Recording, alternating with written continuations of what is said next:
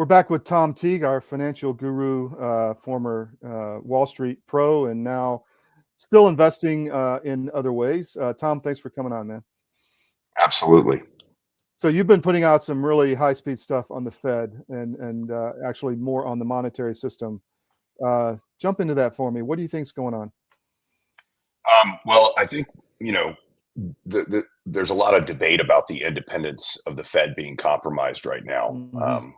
Trump's, openly said that he's trying to sort of rejig the Fed. And I think if you look at it, objectively, you can see, in particular with Lisa Cook, it's hard to imagine that you could have a Fed that is less dependent than what we currently have right now. I mean, we've spoken about this before, but there's a lot of the members of the FOMC, of the Board of Governors, are actually very politically oriented left, and they believe in things like climate change initiatives. They believe in DEI, and they believe in wealth redistribution. So it's hard to see people like that coming from the Biden administration, coming from the Obama administration, who are actually not going to tip the scales in some way. And I think what's happened is, going into this, we had the jobs number this morning, and the jobs number was significantly lower than what they expected, the non-farm payrolls. And, it's becoming obvious that the economy's been slowing down, and actually Powell might be too late in this whole thing. Yeah. So I think, what Trump's doing is he's trying to say, we need some more, people in this Fed who are going to do the right thing for the economy, that are not trying to tip the scales, that are not trying to slow things down or to, make the midterms go in someone's favor because the economy changes, and not trying to create like negative economic cycles. And I think, they've made these excuses all along about tariffs. It's never played out. It's never come into the inflation. I think most people are admitting that now, who are skeptical in the beginning. But I think, what Trump's doing is he's trying to grow this economy, and by, virtually every measure, it's slowing down right now. So I do think the message this morning was, in fact, Powell may be too late. And after this number, bonds started screaming, particularly the long end of the curve, everything sort of 10 years, 20 years, 30 years. And I think what we're seeing is, hopefully if Trump can get rid of, and one thing that's interesting about the composition is, if you look at all the, sort of political alignment of the people in the Fed, Trump's got a potential of, if Lisa Cook goes, which by, most opinions, she probably will go. He's going to have 5 seats on the FOMC out of 7. So that will allow him to kind of get his agenda done, which is having people there who are going to react to slowing growth, and not, like I said before, not have some sort of like political bias, and do what's right for the country. I think that, and I look at the, history of what the Fed's done. And one thing that's, kind of concerned me is I think you can notice, going back, some years, that the Fed is, more inclined to create cycles than to react to cycles. I think that clearly what we were going into now, they were sort of setting up for this like big housing crisis. Maybe they wanted to have, housing prices drop, so, they could get, more affordability in houses, but, that hurts the economy. And, I think things are I think this is, like I've said this before, but I think, changing the composition of the Fed is the linchpin to unleashing this economy and to really going into this golden age that Trump talks so often about.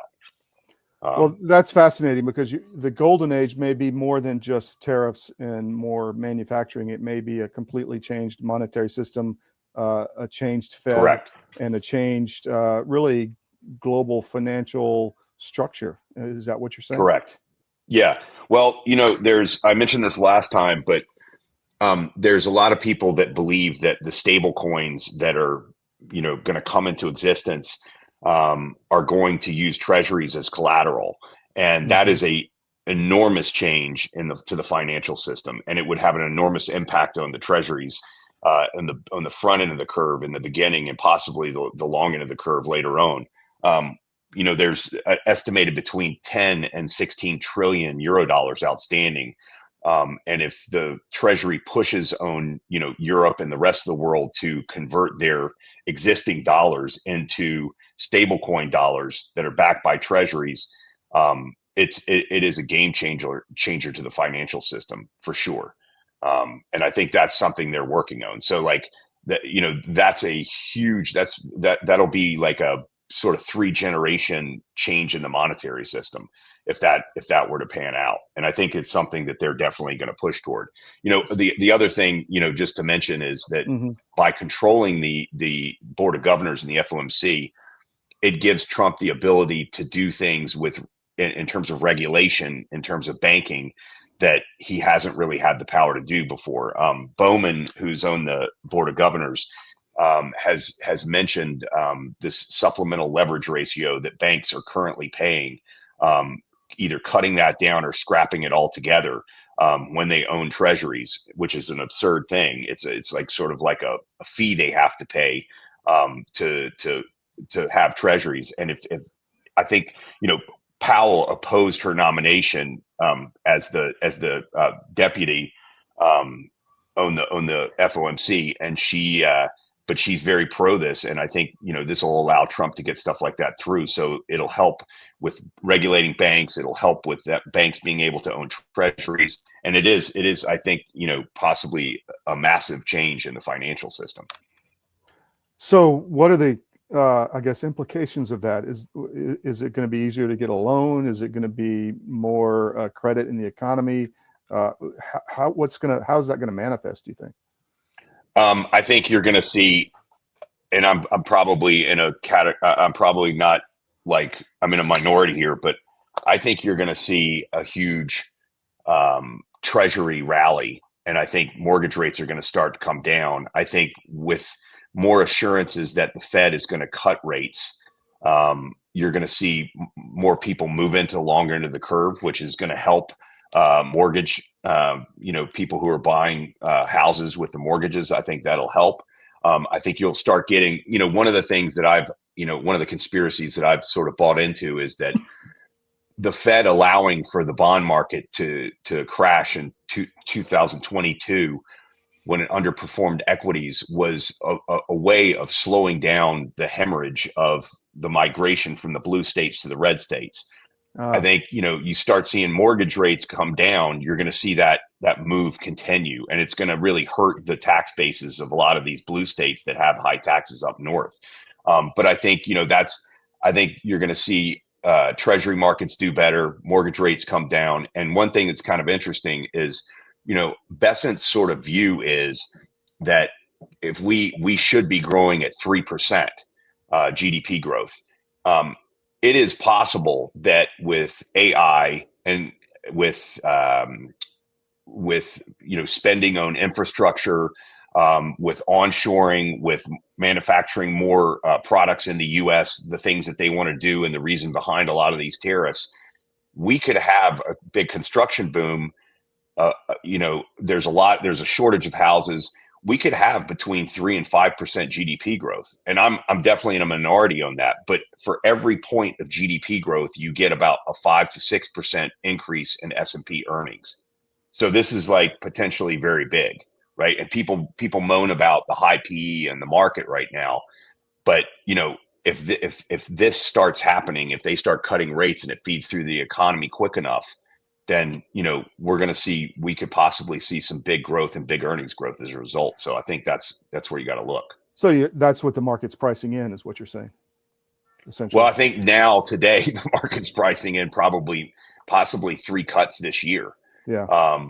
It's very fickle and it changes. And we've got CPI next week, and that's something that, could wreck this parade a little bit. But I think, the forecast on what the CPI are is, that's in the market. And unless there's some huge aberration from that, I think we're looking at 3 rate cuts this year.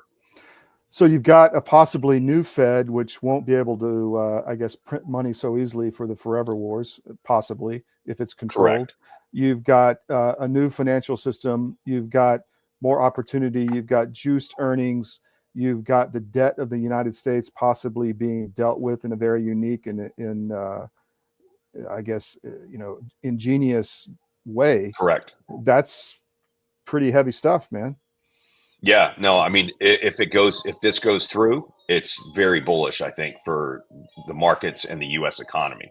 Yeah. And then on the other side of this, like in Europe, you've got a very different picture. You've got sort of like, Fabian socialism on its dying on the vine over there, Yeah. and unrest and low growth and that part of the sort of, the left's plan to, create a new world order is failing miserably. But I think the U.S. has broken away from that, and it's created sort of a competitive marketplace so people can see what we're doing here. Yeah. See that we're looking at our energy policy, see that we're not like stopping drilling. We're trying to be energy independent. Europe could be that way. They just refuse to, and they're just trying to slow their economies down. But I mean, I think that could create some headwinds on the U.S. So that's something to watch out for. But I think more than anything else, if you get a shift in politics in Europe, your government doesn't care about you. That's why you need a medical emergency kit. It contains life-saving medications like ivermectin, Z-Pak, and antibiotics. Stock them before they block them. This is a special report. Knowing how to invest your money is harder than ever before. Dealing with stock market volatility, record debt, and terrorist attacks requires new thinking. At U.S. Asset Management, we can help you see the world more clearly so that you can move beyond the chaos and invest with confidence. Call us, visit us online, or drop by our office. U.S. Asset Management, helping you make better decisions with your money. Because they're looking at the U.S. and seeing how great it's working here, and some of these populist people get in these countries. I think Europe could turn around too, so it could be a pretty good run for the world. Well, it seems to me, we were talking about this earlier, that there's conflicting, I guess, parts of the deep state or the globalists, whatever you want to say. You've got the Chinese Communist Party that has their agenda. You've got Europe, which is in the grip of something really dark. They've got their agenda. There's others that have agendas. And on some they align, like the attacks on Christianity globally. Bob Amsterdam came out with that yesterday. But on the economic side, there seems to be jockeying. Why Europe's committing suicide while China is on the rise is fascinating to me, because they work together on some things. Or is that just a symptom of China, controlling Europe? What do you think? I think that I think China plays a long game. I think that Europe is like abjectly corrupt. I think the whole idea of the EU was meant to open up markets, not to slow them down. And I think that's been the end product. And I think, after the great financial crisis, one of the things that happened in Europe is the bureaucrats really took over and started centrally planning the economies. And that is one of the big purposes of modern monetary theory, is to have the government sort of solve all the problems in this weird sort of Keynesian way. I think China has been very smart about, playing along with a strategy and convincing Europe that they should ban fossil fuels and start buying batteries that are made in China. And I think it's decimated the industry there. And I think, right now the industrial production in Germany is like sort of where it was in COVID levels. And the other thing is the per capita income in Germany right now is pretty much equal to Arkansas. So, I don't think, people in the U.S. look at Arkansas and say that that's what that's where they want to be necessarily, but it just kind of shows you what's happened to Germany. So I think China's playing it more from sort of like a mercantilist perspective, as they always have. And I think that Europe is just lost in this cloud of wokeness, and they need to get out of it, and it's part of, that's part of what happens when the government starts centrally planning everything. They just can't get enough control. So you think it's just that, or do you think it's an intentional destruction of Western civilization? I think it's an intentional. I think Fabian socialism, like if you look at like George Bernard Shaw and things he said, he basically wanted to put people in front of boards to see if they could be useful to society. And I think, I think if once you once you like sort of read about Fabian socialism, which Keir Starmer is an admitted, fan of it, and so are a lot of people in the cabinet. I think that's spread so widely. I think part of the intention is to create a society where people want to consume less, where people are happy to live in a more sort of regulated society. And I think, the other thing is clearly in Europe, part of this great immigration thing hasn't been so great was because the working class people were getting tired of losing jobs and getting tired of the economies being shut down. And so they weren't reliably a part of the left's vote anymore. So they needed to import people in for the longer term to be voters. And that's what they've done. And kill the deplorables with the vax. Yeah, but classically, and this is the same with the Democrats in the US, like you look at what's going on in Chicago, a weekend, 35 people are killed. And then you got Pritzker marching around saying, why doesn't Trump help another city? They really don't care about the people dying. They're just numbers to them in this big sort of like, in this big sort of ideal that they're going to manage the world and tell everyone what to do and centrally plan everything. Central planners never care about human costs. They never do. Totally true. So, I look at Russia and what the Bolsheviks did there, and I think it's the same crowd doing the same thing in Europe. It's definitely the same crowd. And so, and the other thing, the other thing people don't realize is that, this is like well documented as well. There's the Cloward Piven strategy, which is to overload the benefit system and crush it. And then people will revolt because they can't get access to the benefits that they're used to. And then that will cause wealth redistribution. These people on the left are, Bolsheviks. They're just modern day Bolshevik statists who want to control everything. And the US, thank God, has been able to break away from this with Trump. And he's really breaking away.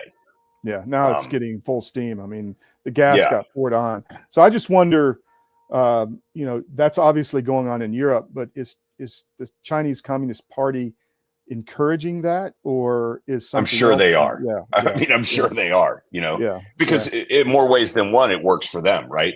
One of China's, like I said, they play the long game. So, I believe that China had a lot to do with the inflation that hit us post-COVID. They opened 15 months later than we did.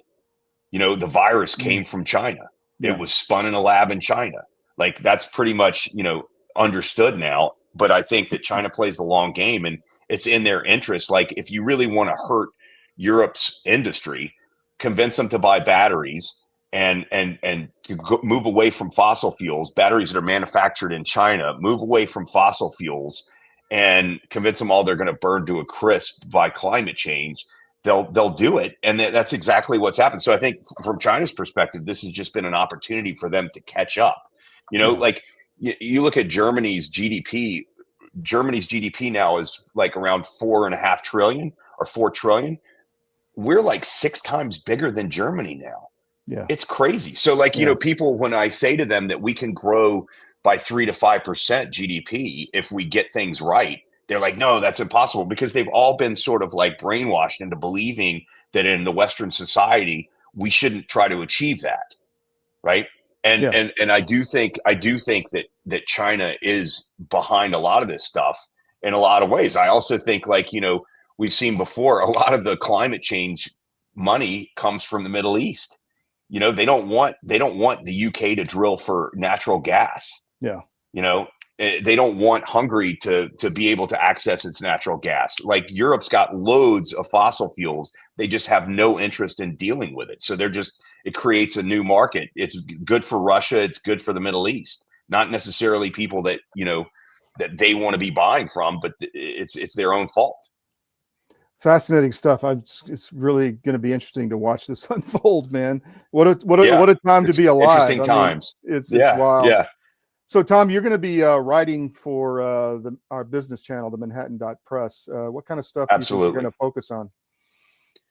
I think it's a lot of stuff around, Fed policy and how it's been, a lot of stuff around, MMT and how it's been used against us. I think it's really important for people to sort of wake up and see how the left has used climate change to destroy economies in Europe as a purposeful tool. And when you start looking at numbers and seeing things like that, it all starts making sense. So I'd like to spend some time looking at that.